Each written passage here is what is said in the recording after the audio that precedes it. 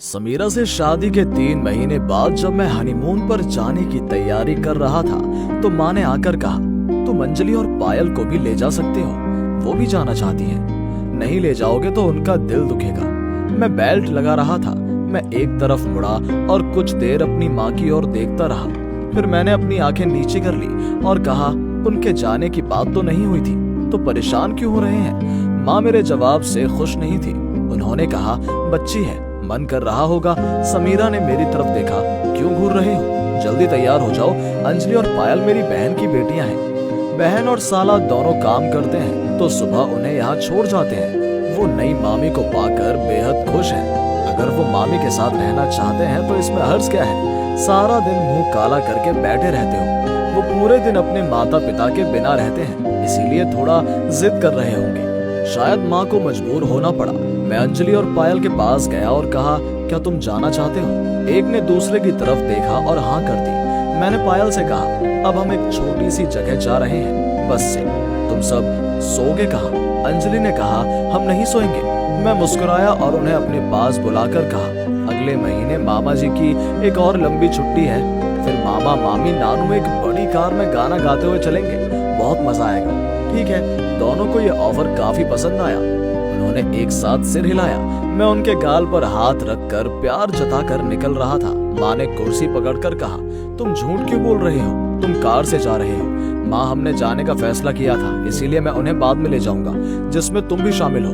माँ ने गिलास में पानी डालते हुए कहा, शादी में काफी समय हो गया है, अब क्या? और तुम्हारे पिता जब घूमने जाते तो सबको साथ लेकर जाते थे। मैंने सामान लिया और कहा, तो आप कह रही हो, मैंने देखा है कि आपने कितनी बार पिताजी से इस बारे में झगड़ा किया है। अब आप क्या चाहती हो कि क्या मेरी जिंदगी भी वैसी ही बीते? माँ कुछ नहीं बोली। हमने माँ को प्रणाम किया। माँ ने कहा, संभल कर रहना। समीरा ने सिर हिलाकर हाँ कहा। समीरा ने अंजलि पायल को दुलारते हुए कहा, मैं जब आऊंगी तो ढेर सारी चॉकलेट लाऊंगी। फिर अंजलि माँ के साथ घर चली गई और पायल टीवी देखने लगी। तब समीरा ने मुझसे कहा, उन्हें हमारे साथ ले जा सकते थे। नहीं, हम एक दूसरे के साथ थोड़ा वक्त बिताने जा रहे हैं। अगर हम उन्हें लेते तो उनका भी ध्यान रखना पड़ता। मैं उन्हें कई बार घुमाने ले जा सकता हूँ, पर अब जो तुम्हारे और मेरे बीच है वो शायद बाद में ना रहे। पूजा की छुट्टियों में मुझे बोनस मिला। समीरा और मैं कुछ कपड़े लेकर माँ के कमरे में गए। मैंने अंजलि पायल माँ को कपड़े दिए। सभी को अच्छा लगा। मैंने कहा, सारे समीरा ने पसंद किए हैं। मेरी बहन समीरा के हाथ में पैकेट देखकर बोली, मुझे भी देखने दो। समीरा भी बड़े उत्साह से देख रही थी। मेरी बहन को भी काफी साड़ियाँ पसंद आई। तब मेरी माँ ने कहा, अच्छा लगे तो ले लो और तेरी वाली भाभी को दे दे। कीमत दोनों की एक ही है, पर तुझे ज्यादा सूट करेगा। वो गोरी है तो उसे वो अच्छी लगेगी। समीरा ने कहा, ठीक है, और सिर नीचे करके खड़ी हो गई। मैंने अपनी बहन से कहा, क्या तुझे ये पसंद है? फिर दूसरा ले आऊंगा। तुम लोगों की साड़ी समीरा ने पसंद की है और उसकी मैंने। मेरी बहन बात समझ गई। अरे नहीं, ठीक है, दोनों ही अच्छे हैं, और जब तूने भाभी के लिए चुना है तो मैं क्यों लूं? अगर तेरे जीजा जी मुझे कुछ ला दे तो क्या मैं किसी और को दे देती? माँ चुप रही। कुछ देर बाद गहरी सांस छोड़ी, क्योंकि माँ की फेवरेट साड़ी हमेशा पापा बहन के हाथ में थमाते थे। हाल ही में माँ किसी भी मौके पर नई साड़ी नहीं पहनती थी। इस तरह समीरा का ध्यान देना शायद एक माँ के लिए खुशी की बात रही होगी। हम अपनी सारी जिंदगी कम उपलब्धि की आग में जलते रहते हैं, और जब किसी और को वो सारी चीजें पाते हुए देखते हैं तब हम उसे स्वीकार नहीं कर पाते। मैं बस इतना चाहता हूँ कि माँ और समीरा की किस्मत एक जैसी ना हो, नहीं तो मेरी माँ आखिरी उम्र में अकेली हो जाएगी। छुट्टी के दिन हाथ में किताब लिए बैठा हूँ। समीरा टीवी देख रही है। माँ ने अंदर से कहा, थोड़ा गर्म पानी दे दो, घुटने में दर्द हो रहा है। समीरा कुछ देर पहले किचन से आई थी तो चुपचाप टीवी देख रही है। समीरा चिल्लाई, मैं नहीं कर सकती। मैंने तब कहा, समीरा, माँ को पानी दो। सिर्फ इसलिए कि मैं हमेशा तुम्हारा पक्ष लेता हूँ, इसका मतलब ये नहीं है कि तुम माँ का अनादर या अपमान कर सकती हो। मुझे तुम दोनों के बीच कोई कड़वाहट नहीं चाहिए, पर रिश्तों में मिठास तुम्हें ही घोलनी पड़ेगी। कुछ काम जो मम्मी नहीं कर सकती उसे तुम्हें ही करना पड़ेगा। अगर तुम व्यस्त होती तो मैं कर देता, पर अगर तुम जानबूझकर माँ की बात ना सुनो तो ये मैं नहीं बर्दाश्त कर सकता। माँ ने कमरे में सब कुछ सुना। समीरा किचन में चली गई। थोड़ी देर बाद मैंने टेबल साफ करके समीरा से कहा, आज कुछ खिचड़ी पकाते हैं और साथ में चिकन भुना और बैंगन फ्राई।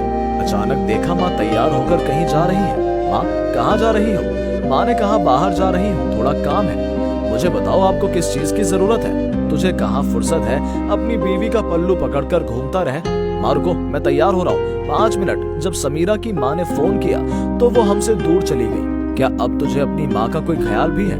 पत्नी के सामने हमेशा ढाल बनकर खड़ा रहता है, मानो पत्नी को हमेशा माँ से बचाना चाहता है। क्या मैं तेरी बीवी को इतना सताती हूँ जितना तेरी दादी ने मुझे सताया है? क्या हर वक्त खरी खोटी सुनाती हूँ? मुझे तेरी दादी हमेशा ताने सुनाया करती थी, तेरे पिता को भी मेरे खिलाफ भड़काया करती थी। क्या मैं ऐसा करती हूँ?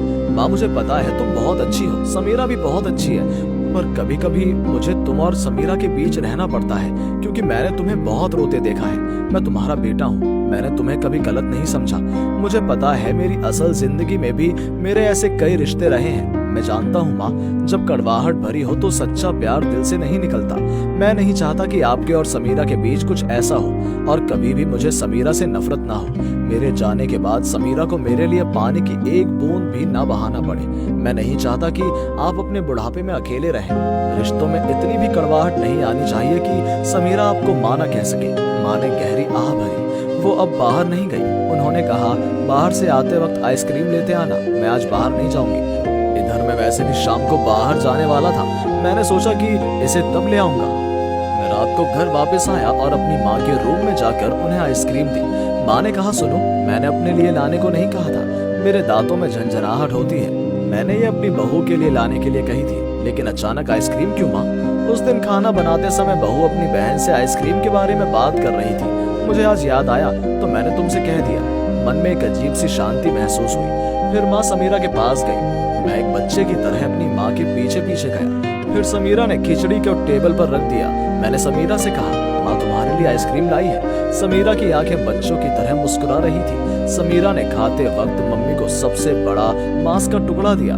खिचड़ी में नमक कम है कहने से मम्मी ने कहा, जो भी है खा लो, उसने बड़ी मेहनत से बनाया है, अगली बार और बेहतर होगा। समीरा ने माँ के साथ तालमेल बिठाते हुए कहा, मैंने काफी मेहनत की है, जैसा है वैसा ही खाओ।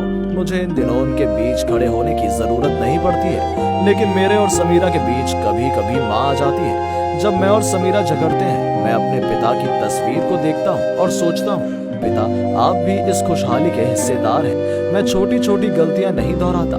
कड़वाहट एक दिन में पैदा नहीं होती, इसके लिए हम खुद जिम्मेदार होते हैं। ये कितना भयानक सच है कि हम दूसरों को दोषी बनाकर एक झूठी जिंदगी जीते हैं।